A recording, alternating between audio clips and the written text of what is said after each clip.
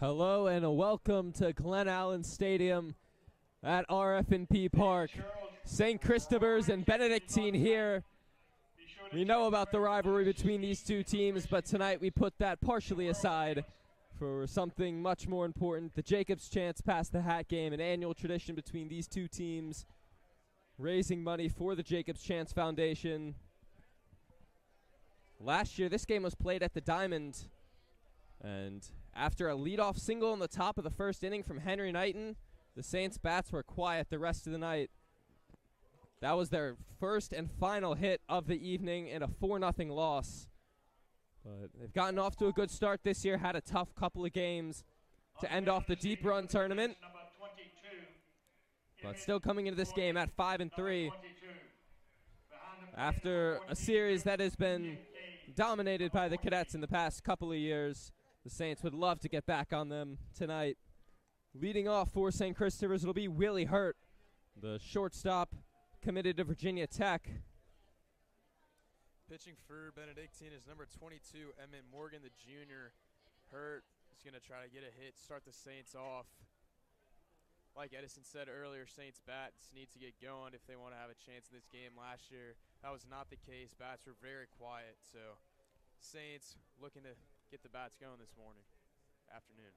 This park a lot smaller than we're used to at Jacobs Field at St. Chris. Only 350 to dead center, 298 down the lines.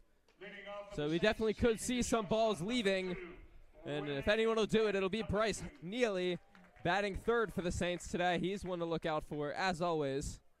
Hurt definitely has that home run power as well. He's hit a couple out at Jacobs Field, which is roughly 20 to 30 feet deeper to all parts of the yard.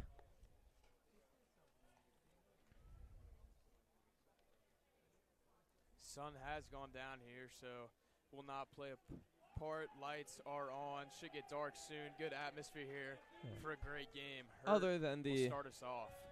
Other than the incredible amounts of pollen, it's a beautiful night for baseball. Weather's finally started to get warm. Yep. Good sign. Ball should be flying through the air pretty easily. Emmett Morgan is ready. Willie Hurt's ready. And let's do it here at RF&P Park. First pitch is up and away for ball one.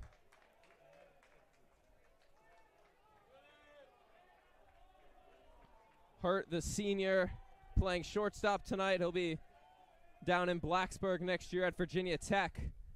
And swings at the 1-0, cranks one out to left center. That's going to one-hop the wall. A leadoff double for Willie Hurt. And the Saints bats already more alive than they were in this game last year. A leadoff double. And out brings up Joseph Connor. Number 1, Joe Connor. Well, just as we said, field is a bit smaller. Hurt finds a gap pretty easily. Takes two. Great start for the Saints.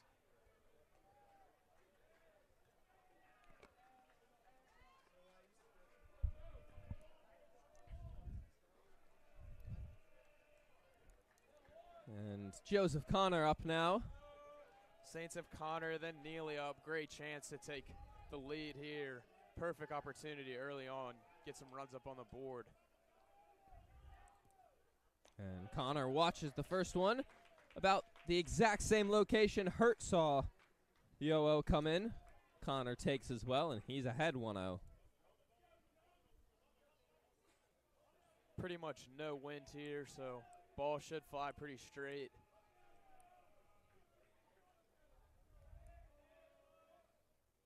And Connor chases the 1-0, but Hurt is going to advance up to third as it gets away from Kincaid behind the dish.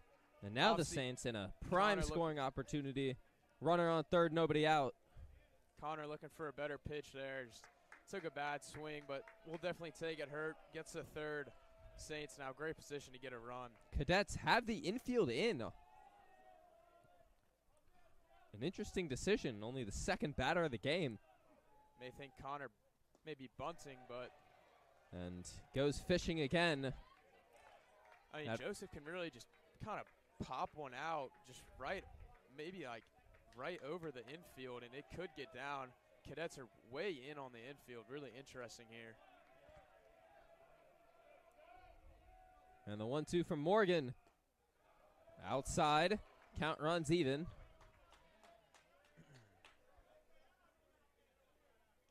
Anything in play should score Hurt here. Connor just looking to put bat to ball. And the 2-2. Connor taps it foul out towards the left side.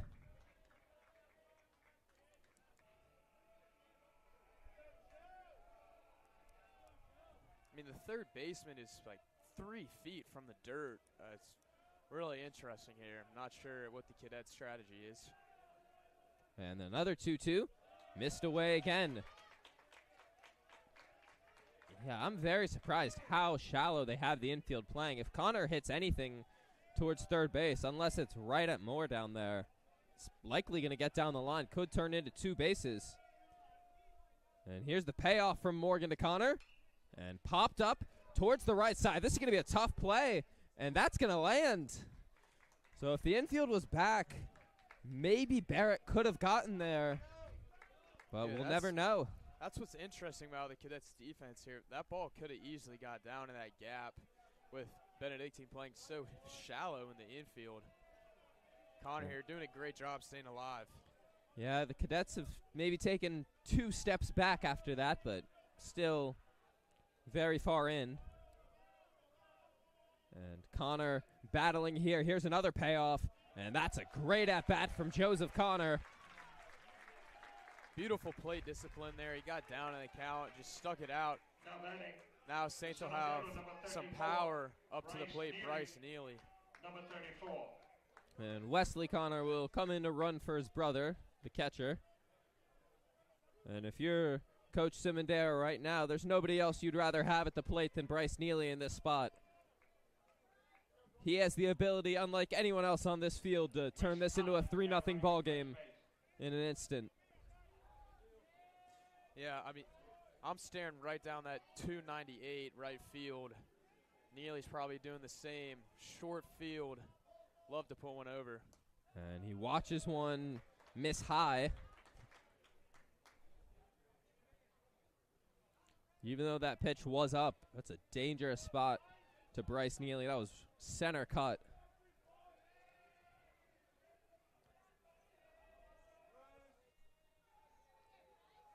And the 1-0 from Emmett Morgan. Neely watches one in the bottom corner to even the count. Good pitch there by Morgan. Seems to be thrown around Neely a little bit. Just threw it down and low in that strike zone.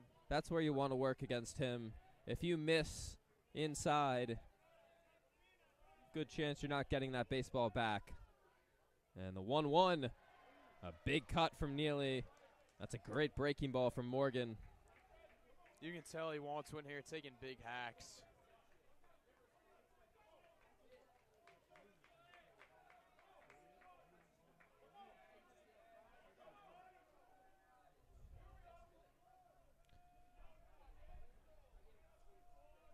And the 1-2 from Morgan. Neely hits one to the left side. It'll be foul out of play. That had the distance. I think that might have hit off that. I think that's a train car out in left field. I think it might have hit off that, but wasn't close to staying fair. Cadets not playing so in the infield now. Neely definitely more power. They did back up. As Morgan will step off.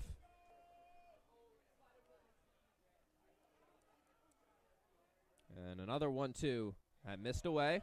Count goes even. That bat feels very similar to Connor's. Neely down in the count, worked his way back even. Yeah. See if he can get a hit here. We'll see if Morgan can find that put-away pitch. He didn't against Connor. The 2-2 in the dirt again. Something I noticed is Morgan started that count off against both Connor and Neely, working backwards, going with the breaking ball early. But then he got ahead, but after they'd seen the breaking ball a couple times, it makes them a lot more comfortable against it. And he's not showing a ton of confidence in that fastball to where he thinks he can blow it by him. Seems to be looking for that punch-out pitch, but keeps missing with it. And rings up Neely. A breaking ball in the outside corner. Bryce didn't look like a fan of the call. He was ready to head to first. I mean, nearly threw that bat to the dugout, started his trot over to first, then got the strike call. Pitcher, number 10, Henry Knighton. So now Henry Knighton up, has a chance to help himself out here. Runners on the corners, one gone. And runner goes, pitch, misses, and Connor will take second.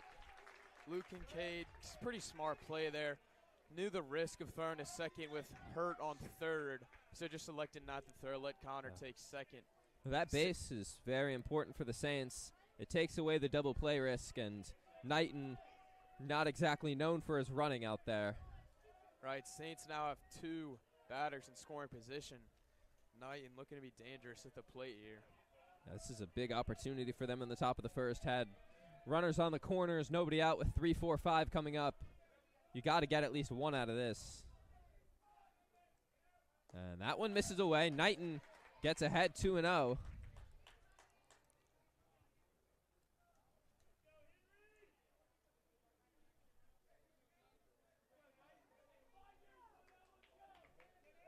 Knighton seems very calm at the plate, just taking what Kincaid's giving him.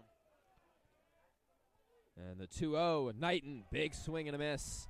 But that's that breaking ball again from Morgan. We've seen him get chases now from Connor, Neely, and Knighton. And then obviously he threw that great one to ring Neely up on the 3-2. Knighton still ahead 2-1 and watches one miss low. Morgan seems to love to throw low, either that breaking ball or a low fastball, trying to get swing and misses or just paint the corners. Jerron Johnson on deck for the Saints with Knighton ahead 3-1 here. Swinging away, grounds it to short. Ogle will only have one play. It's at first. He'll make that. And the out recorded, but the Saints take the lead. An RBI ground out for Henry Knighton, and it's 1-0. Saints will take that all day. As we mentioned, last year's game, Saints only had one hit, did not put a run up. So run in the first inning is huge for St. Chris here. Johnson, number 21. So now that brings up Jerron Johnson with a runner on second, 2 gone.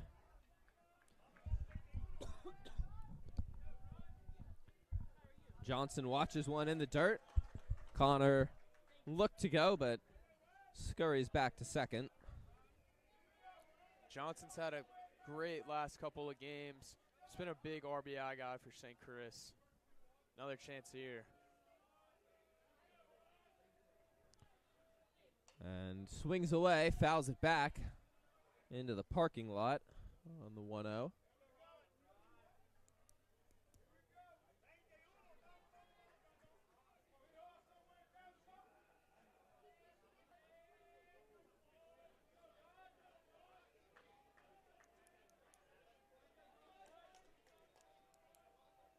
Count even at 1-1. Johnson watches one miss low again. The catcher Kincaid has got to be on his toes. Morgan does so. There's breaking balls low. Runner on second, trying not to let him advance. So Kincaid has got to be ready to stop these balls that are going pretty low here in the dirt.